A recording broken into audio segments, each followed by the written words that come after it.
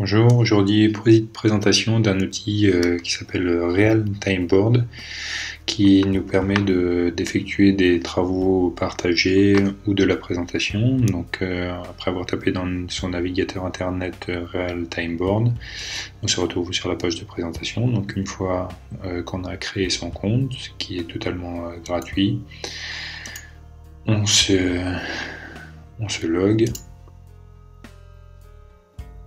Et donc, après ouverture de la page, on va se retrouver sur notre espace avec plus ou moins de documents déjà créés. Moi, concernant, j'en ai créé qu'un seul. Donc, on crée un tableau blanc, par exemple,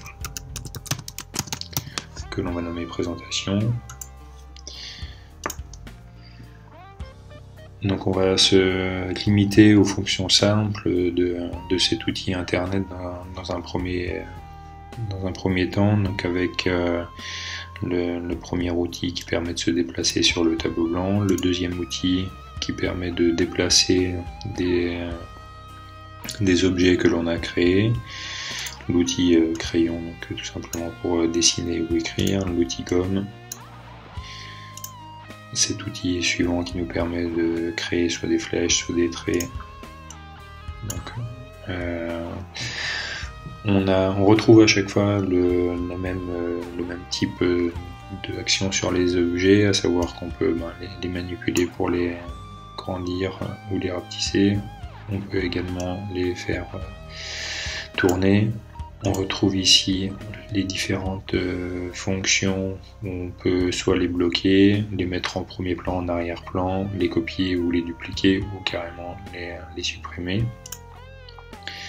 Donc l'outil texte qui nous permet d'inscrire alors soit des titres, soit des textes beaucoup plus longs avec différentes fonctions communes au traitement de texte. Voilà. Un outil de notes. Si on veut ajouter une note sur un objet, on peut effectuer des commentaires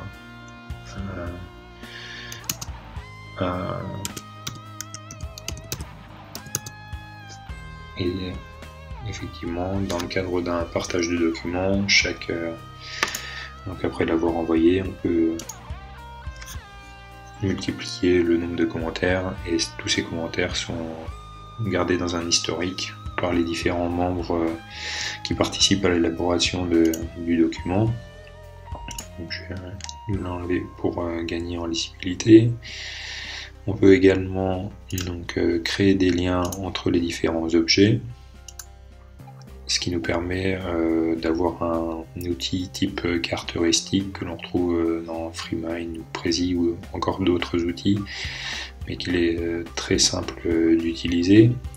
L'autre avantage, c'est qu'on peut ajouter tout type de documents, donc tout type de fichiers depuis notre ordinateur.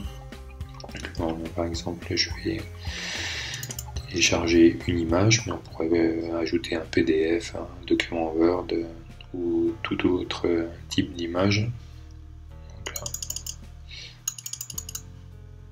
Là, c'est une image assez importante en taille, hop, que l'on viendra mettre ici. On va déplacer la note.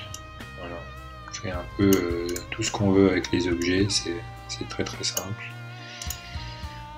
Ici, je vais le mettre en plus gros. Oui, c'est extrêmement simple de manipulation. Je veux supprimer la note, je la supprime. Et l'autre avantage, c'est qu'effectivement, on peut se retrouver en mode présentation, c'est-à-dire on va créer des slides à partir de ce tableau blanc. Donc il suffit de créer, d'appuyer sur l'appareil photo. Cela nous crée un premier objet que l'on vient placer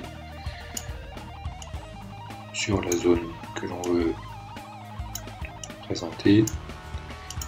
Voilà. Et puis ensuite on va créer un deuxième slide.